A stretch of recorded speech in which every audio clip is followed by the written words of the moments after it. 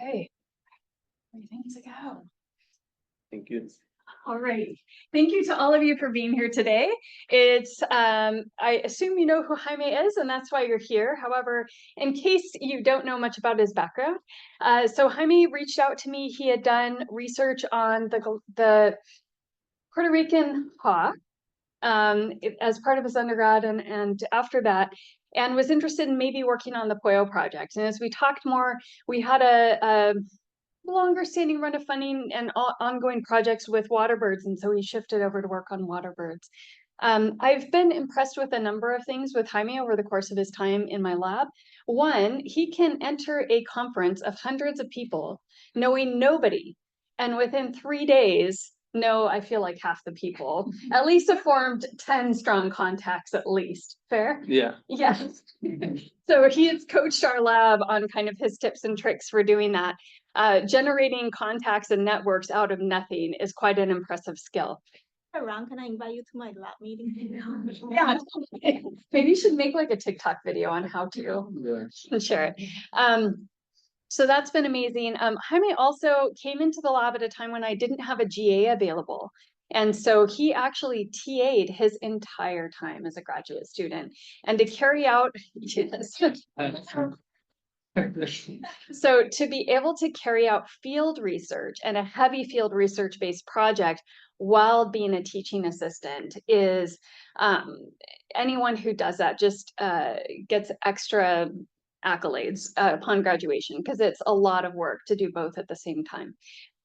In addition to that, I'm so excited to see Jaime finishing up and graduating, because where he's from in Puerto Rico, they deal with many of the same issues we do in the Hawaiian Islands. Many of the professors are not from those islands. Many of the people working in Fish and Wildlife Service jobs or in departmental jobs in Puerto Rico are not from that place. And so they have the same kind of rotational issues that we do here in the islands. And so he's planning on staying here for a little while, looking for jobs if anyone would like to hire him. But I'm sure eventually we'll return home to be able to contribute to where he is from and to their resource needs there, resource manager needs there. So really excited to see him present his hard work to you today. And with that, I'll turn the time over to him. Congratulations, Jaime. Thank you. Thank you, Elisa, for that introduction. Okay. Well, first, thank you all for being here today in a summer at 2 p.m. Thank you, my committee members, Dr. Melissa Price, Dr. Hinfan from the Department of Natural Resources and Environmental Management from the University of Hawaii at Manoa. Thank you, Lindsay Nittman, Forest Bird Coordinator for all the Hawaiian Islands from the Division of Forestry and Wildlife and Department of Land and Natural Resources. And thank you, Jake Ferguson. It should be in the meeting virtually. He's an assistant professor from the Department of Biology from the University of Kentucky. And then the thesis title is basically Predator Impacts on the Reproductive Success of 3 Hawaiian waterbirds. But before getting in very details, I want to give you guys a little bit of introduction. Predation on birds is the main mechanism of impacts when you're comparing between continental and island ecosystem, making a higher threat to many native species. Island species haven't not evolved with these invasive predators, lacking anti-predator behavior to these all introduced invasive predator species. In Hawaii, in the pre-78, the predator composition was mainly avian species and mammalian species, and as time passed on during the post-78 and then now in the present, the predator composition has increased of more invasive species coming to the island, and not only avian species and mammalian species, but also aquatic species are present in our ecosystems. These predators have been recorded and taught that each of these predators have different impacts on each of the reproductive life cycle of these Hawaiian waterbirds. being mammals having the impact during the nesting stage, mammals, avian predators, and amphibians having impact on the chick stage, and later on, mammalian predator and avian predator having impact on the adult stage. However, the relative impact that these predator species have on this Hawaiian waterbird is still unknown. And it's important to mention that has been recorded from previous studies Hawaiian steel chick predation by bullfrogs and pueo, and then Hawaiian guianol chick predation on Hanalei in the island of Kauai by Auku'u, the black-crowned night heron. Nest site selection, individual bird species examine habitat quality when they wanted to nest, when they're basically looking where to nest. They examine habitat quality using environmental factors such as nest site characteristic, and this nest site characteristic, such as vegetation height and vegetation density, may provide ground cover for these Hawaiian waterbird species. So the two chapters of this thesis are, the first chapter is the predator impacts on the nesting success of these three Hawaiian waterbird species. And the second chapter is those nest site selection influence the chick survival on these precocial species. So we wanted to see if they're basically selecting, where they're selecting and where to put the nest, if it's a safer place during the nesting stage, and in the second chapter during the chick stage that we're going to talk more about later. The first chapter of this thesis is based on the avian life history theory, where it suggests that nest predation play a minor role in shaping reproductive strategies of individuals. And as I mentioned, this chapter will be focusing on the nesting stage. And because these three waterbird species, they differ on their nest site selection and their habitat characteristic where they nest, they provide an optimal opportunity to explore the relationship between nest site selection, predator detection at the nest, and the nesting success. So as you can see, we have the Hawaiian coot, the alakeokeo in the left, the Hawaiian guianol, the aleula in the middle, and the Hawaiian stilt, the IO in the right. Multiple studies have found some factors associated with nest success. For example, previous study have found that nest concealment is associated with nesting success. And Christine Harmon, a previous PhD student from the Hawaii Wildlife Ecology Lab, under the guidance of Dr. Price, one of her chapters was the nesting ecology for the stilts. And she found that nest survival increased with vegetation height, and the nest survival of stilts decreased later in the season. The three research objectives of these chapters are determine the relative impacts on the different predators on the nesting success, explore which nest site characteristic could be related to nesting success, and examine the relationship between nest site characteristic and predator detection with nest survival among the three waterbird species. Our first research question was, what is the relationship between different predator type detection and the nest with nesting success among the three waterbird species? Where our alternative hypothesis was that there is a statistically significant effect of mammals, avian predator, and competitor detections at the nest on stilt, coot, and guianol nesting success. Our second research hypothesis, research question was that what is the relationship between nest site characteristic at the nest with nesting success among the three waterbird species, where our alternative hypothesis was that there is a statistically significant effect of vegetation height and vegetation density at the nests on the nesting success among the three waterbird species.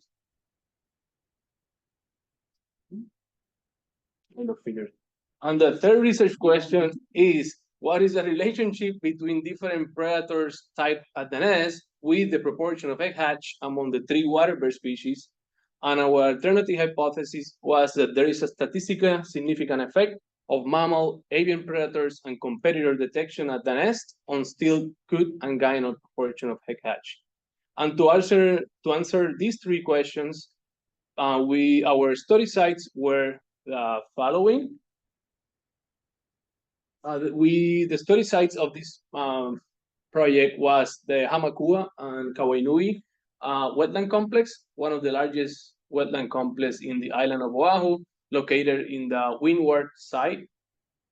To my left, you guys can see a map of the Hamakua Marsh Wildlife Sanctuary, and in the right is the map of the Kawainui Marsh Wildlife Sanctuary. Both wetlands provide core habitat for these waterbirds and are managed by the Division of Forestry and Wildlife, the Department of Land and Natural Resources. During this period, the data collection was between January 22 and August 2023, during a period of 2 years of data collections. And what we did was to find the nest. We did 2 times routine weekly surveys to locate the nests of gynos, stilts, and coots with DOFA personnel, with Lindsay and Aaron, and walking in parallel transects 10 meters apart from each other. Upon discovery of a nest, we record latitude and longitude using ArcGIS field maps. And once we knew that the egg-laying period ends, we put a spy point solar dark infrared camera that is it triggered photos based on motion sensor and was positioning 2 meters from each nest. And the camera was set up in a metal T-post pointing down toward the nest. Because we have camera on nests, it allowed us to determine if a nest was successful or not. And a nest was considered successful if at least 1 egg hatch, and no successful if no eggs hatch. And also we use, even if we have all our nests with camera photos, we use also additional criteria to determine nest fates. And we look for eggs that were missing from the nest prior to the anticipating hatch date. We also look for predator tracks or scat that were present near the nest, and destroy eggs that we discover inside or near the nest. And you recognize this hand, Aaron? Yeah. Okay. After the incubation period, and after we knew that if a nest was successful or not, and to avoid stressing the parents and the incubation period, we collect nest site characteristics such as vegetation height and density, and we collect them at 4 different cardinal directions and 2 meters away from the nest. Vegetation density was measured by visually estimating the percent of visual obstruction, a method called VOR, and vegetation height was measured by the total height on each different cardinal directions in an imaginary 30 centimeters diameter cylinder around the ruler. All the camera photos that we got from nest, we process them using an AI software called Mega Detector that allow you to detect blanks, animal, and people from camera trap image. And a total of 2 million photos were processed, and a total of 1,100,000 camera photo we got with animal detections. And that total of 1,100,000 photos with them transferred to a software that allow you to look at them and tag them for predator detection identification. So we review around 1,001,000 photos. Images were analyzed with a confidence of interval between 0.5 and 1.0, and photos on time-lapse were recorded at 0 if a predator was not observed, and 1 if a predator was detected. And as I mentioned, we use time-lapse for next species identification, and we have a variety of different predator showing up on the nest. We have a cat in the right bottom, a heron, rat, dog, a mongoose, and another heron curious about the camera. After we collect all the data to answer our questions, we did logistic regression analysis and also linear regressions, and we use the archaic information criterion that is a mathematical model to make predictions. We monitor a total of 134 nests at the two sites where we have a total of 20 good nests, 65 guidal nests, and 49 still nests. From the total of 134 nests, a total of 48% of nests were successful. And then among the nests that failed, predation was the main cause of nest failure, accounting for 26 nests, accounting for 38%. We record, as I mentioned, predator detection at the nest, and we found that at Hamakua, more higher heron and Auku'u detection at Hamakua, and then bullfrog detection at Kawainui, and that has a reason behind, because in Hamakua there's no bullfrogs, and in Kawainui there is a bullfrog presence. We also did activity density, plot activity density, where we found that competitor species, and we categorize competitor species such as only the waterbirds, coot, guyanal, duck, and stilts. And surprisingly, other still didn't show up too much on the camera besides the adult incubating. And we found that competitor species were more active during the day. Cats, rats, and bullfrogs, as expected, were more active during the night. And heron, mongoose, mynas, turtles, and egrets were more active during the day. To answer our first research question, that was, what is the relationship between predator detections on the nesting success? We, in our model selection process, our best performing model for the stilts was the global model. For guyanals was the mammals model, and then for coots was the mammals model too. Even if for the stilts was the global model, as you can see, mammals were the second top best performing model, having almost 2 times the weight. And how you interpreted this is basically the best fit model will have the lowest AAC value and the higher weight when comparing different models. To examine more in depth the relationship between predator mammal detection and nesting success, we run general linear models, and we found that as predator mammal detection at the nest increased, lower probability of nesting success among the 3 waterbird species. To answer our second question, that it was, what is the relationship between predator detection at the nest and nest site characteristic with nesting success?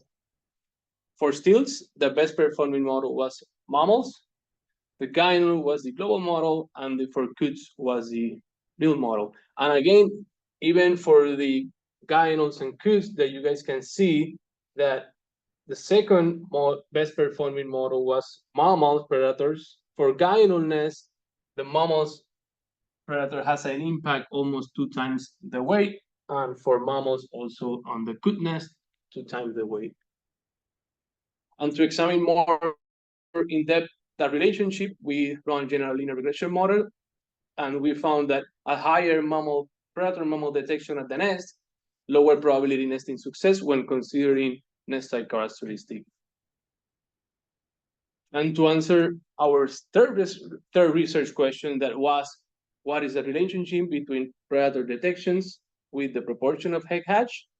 For the stilts, we also found that the best fit model was mammals, and for guyanals and coot, nil model. But a similar pattern was found with guyanals and coot, that the best second top performing model was mammal, in guyanal with almost 3 times carrying the weight for the guyanals, and for coots, carrying mammal, the second top model, carrying 2 times the weight. To examine also more in depth that relationship we run a linear regression model where we found that higher predator mammal detection at the nest, lower proportion of egg hatch among the 3 waterbird species.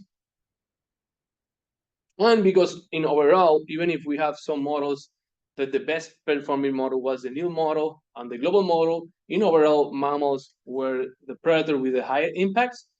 And in our model selection process, among the different type of mammals, when filtering by different type of mammal, mongoose was the best performing model, having the lowest AAC value and the highest weight.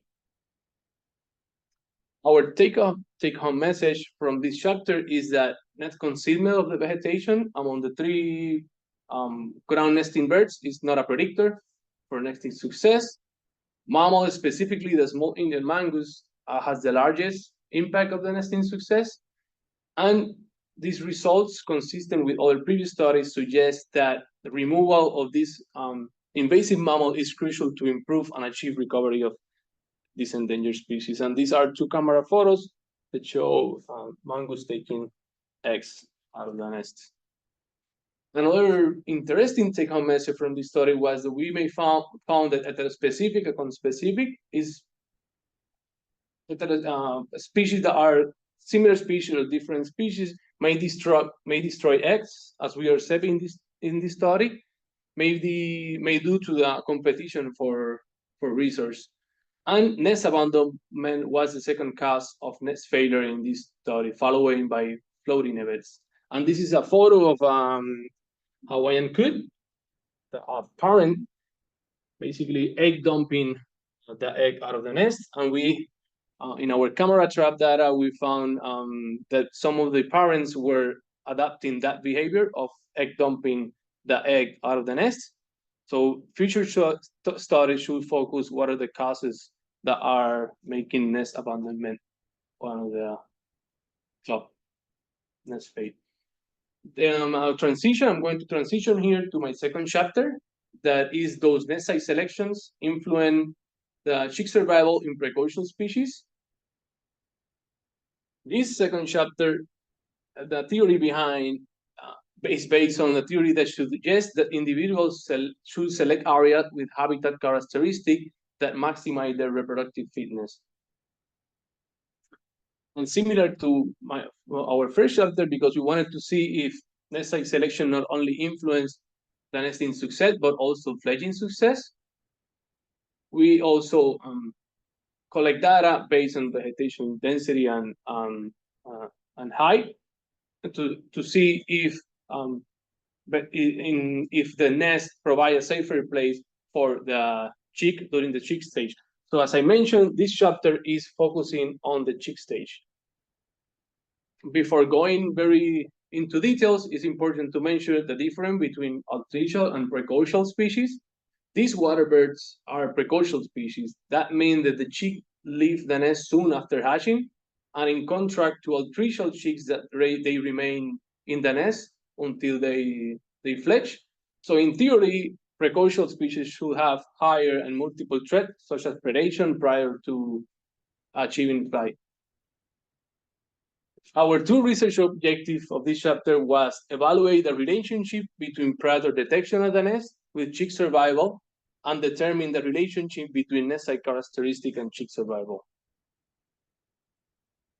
Our first research question for this chapter was, what is the relationship between predator detection at the nest with the chick survival? Our alternative hypothesis was that stilts, coots, and gyno chick survival will decrease with higher mammal predator detection at the nest and higher competitor and avian predator detections. And our second research question was, which nest site characteristics at the nest are related to chick survival? And our alternative hypothesis was still coots and gyno chick survival will increase with greater vegetation height and vegetation density at the nest. To answer these questions, based on our motion-activated camera detection from the nesting stage, we visited the nest because we knew when each net hatched, and for those nests that we knew that particular nest hatch, we hand capture searching in the vegetation, 1 chick per brood, and chicks were marked with nail polish to facilitate individual identification because they're not allowed to be radio tagged when they're very young, based on our permits and also to not stress the bird. We glue a VHA radio transmitter to the back of each chick above the uroplegial gland. For stilts, stilts individuals were radio tagged where they were at least 7 days old, and for gynos and coots, they were radio tagged at minimum of 7 days old by DOFA Usonov. Chicks were relocated using VHA receivers and or through band resighting between 1 to 2 times a day during an interval between 20 to 25 days after the capture. And chicks were tracked until the radio or was no longer attached, the battery died, or the individual fledged. To determine chick fate, we determine if it was successful or not. The chick, if it was successful, if it fledged. If it failed, if it was found dead, and or a combination of the following parameters. If the individual was not seen on subsequent surveys, if a signal was not detected, if the parents were no longer in the area, or if the radio fell or pulled off, because we had some issues at the first breeding season of adults pulling off the transmitter for the gyno chicks. And we have here in the left a gyno chick, the aleula, and then in the right the Hawaiian steel chick. These are, so you guys can see our chick relocation points where the stars are the nests and the yellow polygons are steel chicks and the blue polygons are gyno chicks. And this is in Hamakua Marsh Wildlife Sanctuary, and then this is in Kawainui. We monitor a total of 48 chicks, where we have a total of 20 steel chicks, 25 gyno chicks, and 3 coot chicks. And someone, but I will not say who, definitely was not happy. Maybe we wake him up, wake him up during her nap. Among the a total of chicks that we monitor, 139, but this total is a combination of the chicks that we radio tag and also nail polish, because we nail polish individuals, but we radio tag 1 chick per brood, but also in some cases we nail polish and monitor chicks that also were not radio tagged. And a total of 25 chicks fledged, accounting for 25%. And among the chicks that we radio tag, a total of 32 radio tag chicks die, accounting for 19 total chicks. To answer our first research question, that was, what is the relationship between predator detection at the nest during the chick stage with chick survival? In our model selection, our best performing model was the null model, but the second best performing model was the mammal predators, with accounting for 2 times the weight. And to examine this relationship more in details, we run a general linear model, and we found that higher predator mammal detection at the nest, lower chick survival probability. To answer our second research question, that was, what is the relationship between nest site characteristic and chick survival? We in our model selection, the performing model with the lowest AAC and higher weight was vegetation density. And interesting that vegetation high and vegetation density share equally distribute the weight of all the model, with vegetation height having also 3 times the weight, similar to vegetation density. For that reason, we also plot to examine the relationship more in depth, and we found that at higher vegetation density at the nest, of a higher vegetation density and higher vegetation height at the nest, higher chick survival probability.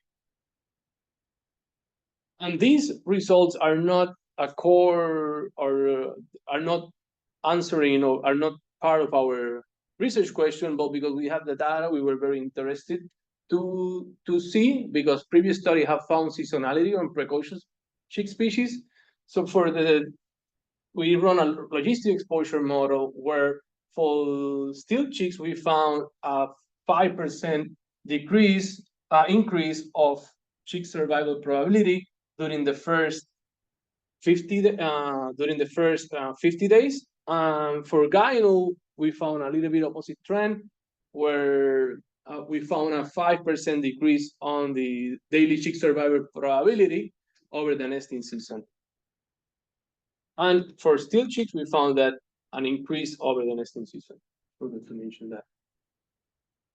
Our main take-home message here is that predator detection and nest concealment at the nest are not a predictor for chick survival. This is one of the first observation of Hawaiian gyno chick predation by bullfrogs, and direct evidence of a predation of a gyno chick caught on camera. This is a camera photo of a mongoose, the parent adult gyno in the left, and then I don't know if you guys can see it, but if you see the mouth of the mongoose, it has a fluffy black ball, hairy ball. So it's basically a gyno chick that a mongoose take and predated. However, more research needs to be done on different predator perspective, specifically with the auku'u. Maybe future research should focus on the foraging or diet analysis of the auku'u and the black crowned heron, because we suspect predation of event tag chicks, but we didn't ever find direct evidence. We never find a radio tag inside a stomach of a bullfrog. Another take-home message is that this study also determined the impact of seasonality of daily chick survival on precocious species. And previous studies suggest that water levels and water depth in these wetlands may alter the predation risk and the predator community. So future studies should focus on how water level influence across the nesting season could influence not only nest survival, but chick survival. And thank you, Melissa, for that amazing photo. Our management recommendation implementation for innovation amphibian control measures, as at these both sites, amphibian control measurements are not taking place. Increased labor capacity due to the difficulty and challenging associated with tracking precocious chicks, as probably you know, Aaron, how difficult are them to track them. And then establish long-term banding effort for gynos and coot that allow us to examine more those conspecific and heterospecific waterbirds interaction between them. And I want to say big mahalo and thank you to Kaylee Monroe and Mercedes Borman. Both they were undergrad assistant that helped us a lot during the data collection portion of the study. Taylor Shimabukuro, also want to say thank you. He's a master's student under Hawaii Wildlife Ecology Lab. I want to say thank you to my family, Dr. Melissa Price, and thank you to my friends that without you guys, this was not possible. And thank you, Christine and Derek Rich here for all the guidance, the writing, and the statistical analysis help. And also thank you, Olivia Wan and Jessica Idle, that are past students that now working in the respective jobs. And thank you, and NREM Department, Natural Resource Environmental Management Department, for the TA assistantship, and also the Division of Forestry and Wildlife for the financial support. And thank you, Aaron Works and Lindsay Nittman, for all the work and helping me in the data collection portion of the study. And I want to say big mahalo for these different organizations, the University of Hawaii, the Division of Forestry and Wildlife, the Hawaii Wildlife Ecology Lab, and Conservation Nation for the financial support. And yes, mahalo.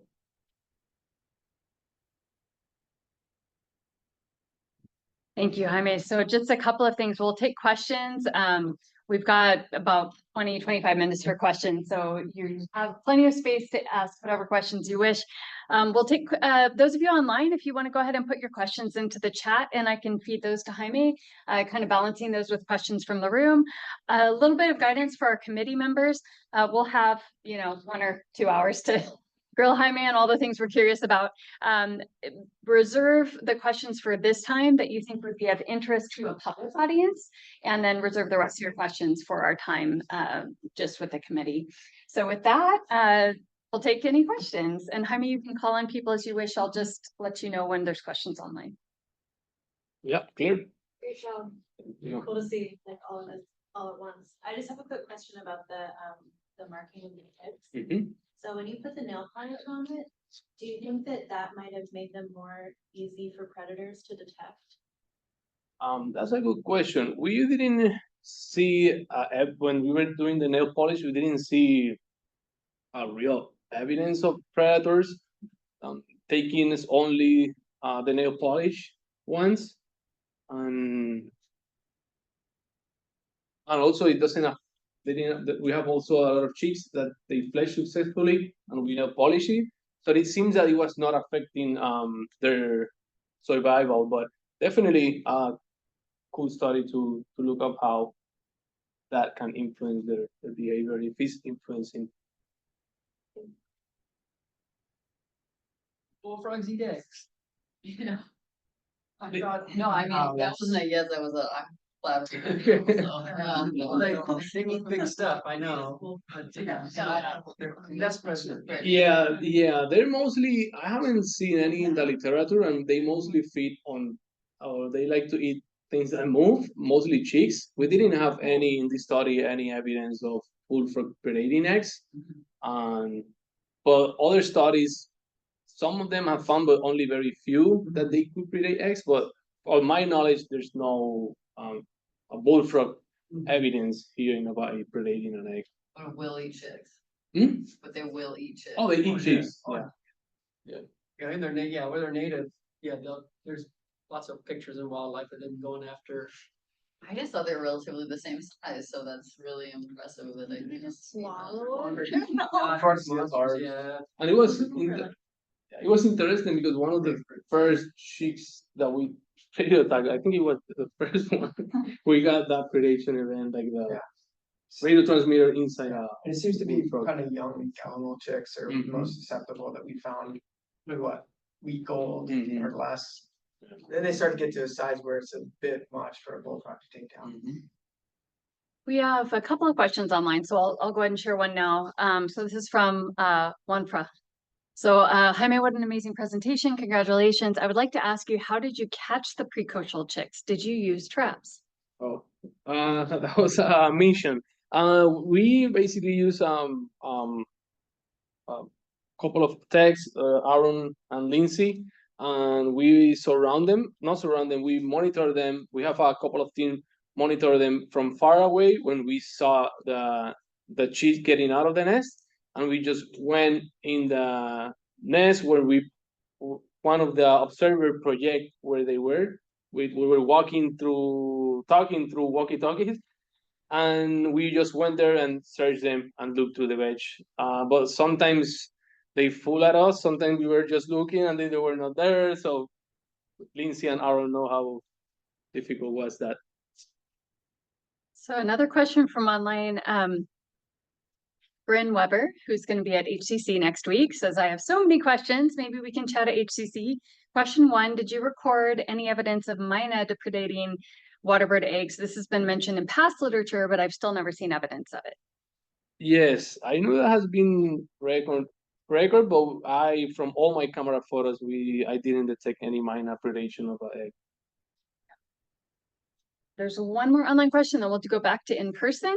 Anne Niambega says, it was interesting to see how flooding is affecting wetland birds, making them abandon their nests. How did predators behave during these flooding events? Any what? Flooding events? Flooding? Yeah. Predators. How did the predators behave? Well, there's for the mammals, specifically mongoose, as we know, they tend to avoid high water levels. So when you have high water levels in this ecosystem, it's probably that you will not see a lot of mammals in the area, but in contrast with the Auku'u, it benefit having high water level because there's fish and then they forage on fish. So you will see more presence of Auku'u on these floating events. So each predator behaves differently on these floating events.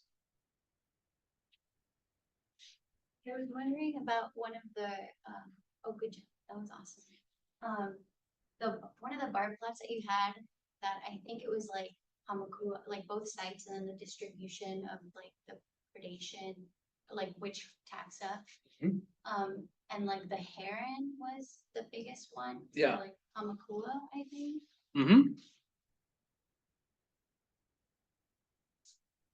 Like hard copy. No, don't worry. Yeah,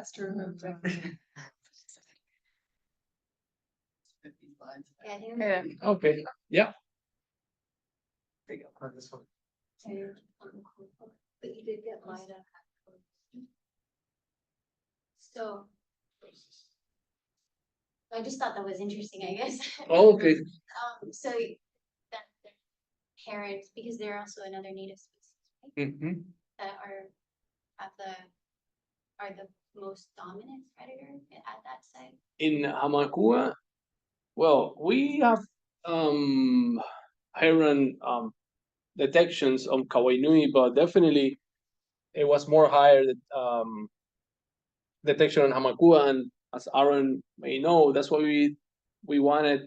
And for future studies, it would be interesting to know the diet on these herons and how they're behaving and moving, because at this today we don't know which predator is impacting the chick stage on Hamakua. We have evidence, like we caught direct evidence of bullfrogs eating chick, but we still, as Aaron know, we still don't know. We haven't caught a direct evidence of a predation event of the chicks in Hamakua. Oh, so this is just detecting predators. Oh, this is detecting, yeah. Just I'm explaining. Predation. No, it's a predator detections, yeah. Sorry. Not really. Okay, thank you. Just think a little bit about maybe the lack of adaptation to predators of native birds. Did you have evidence on the cameras of behavior by the parents, right? The mature, especially at the nest stage when they're just, chicks or not chicks yet, but the eggs, how they would respond to predator presence.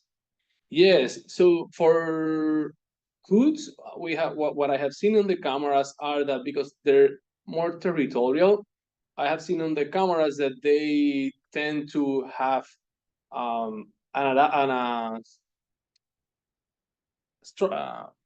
anti-predator anti-predator, no, let me correct, defense mechanism of predators. But with Gaianus, because they're less territorial, I have caught a lot of events that the mongoose just came and the Gaianus just flushed out of the nest and then just look at the mongoose. But that doesn't say that they are not showing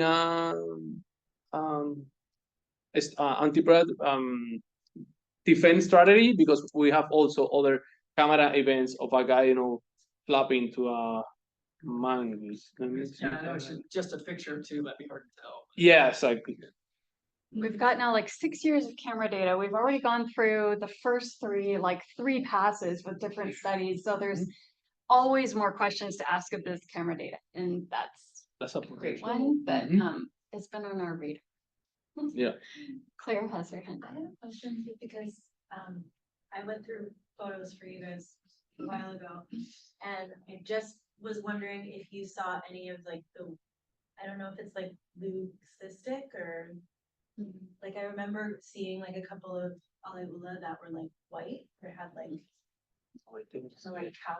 Yes, I know what you mentioned, because Christine, no, I didn't see any, but Christine, the lab coordinator of Dr. Melissa Price, told me that from previous studies they have seen it, but I didn't see any one on the camera. I haven't seen it recently. say that. Maybe disappeared. Any other questions from folks online? I'm not seeing any others come in yet. And if not, then I'm gonna actually make space for Erin and Lindsay to ask questions with their, I know Lindsay, you're both a committee member and a manager, but if you want to put on your manager hat for a moment and any follow-up questions, we really appreciate your support of this study, both the grant that funded all the field work on this and funded Taylor, who will be defending in the next couple of months and looked at ground cover, which was a nice, basically between the two things, we've got predators and habitat are the two things you can control. And so we've got that between the two studies. So just want to acknowledge that huge amount of funding that Lindsay helped write the proposal for, walking in the door 4 years ago, 5 years ago. But yeah, do you have any questions for Jaime or comments about kind of where you go from here as managers? I know, Lindsay, you're not officially in a Waterbird position anymore, but. I think one thing that I was thinking is I think it was at the chick level that you were looking at, vegetation height. You saw that I think mammals was weighted kind of high in the Cook's information criterion. What about avian? Because typically when you get a denser vegetation, that conceals, well, I guess it's chicks. So What was the question? did you look for avian? Because I don't know if I remember seeing it in the model. For avian predators? Yeah. Yes, but it was not Wasn't even on there. yeah, or whatever. on the statistical Okay. significance. Yes. For me, the abandonment issue is huge and feels just really challenging as a, I guess, former manager. I'm just curious if in all your time spent in the field and looking at the camera data, if you have any hunches about what is causing abandonment and what could be done. Think possible cause of abandonments, water levels, because maybe as we know, gynnos and coots, they like to prefer on they like to select nest with more deep water than the stills that they only select mudflats. So I will definitely look on how maybe the change in water levels at these two sites and how the manipulation of water level can influence or have maybe an effect of nest abandonment. And also for other future studies, maybe track using GPS, track predators, and to see how that could be related for with nest abandonment. And as a quick preview, at least my memory of it, with Taylor's, so his cameras are pointed down at the nest area, so it's a limited diameter, but he's not seen a significant effect of water ground cover with nesting success, if I remember right. But we suspect they're selecting areas that are more stable for the water around the area, but it may still affect food availability and everything. So that water thing is actually proved really hard to measure, surprisingly hard to measure. And Taylor's study is the first attempt at that. I thought I had a couple hands here, so I just want to. Last question I have is, do we know enough about these birds, their life history and other things to say this level of nesting success, this percent of fledging puts the population in good shape, bad shape?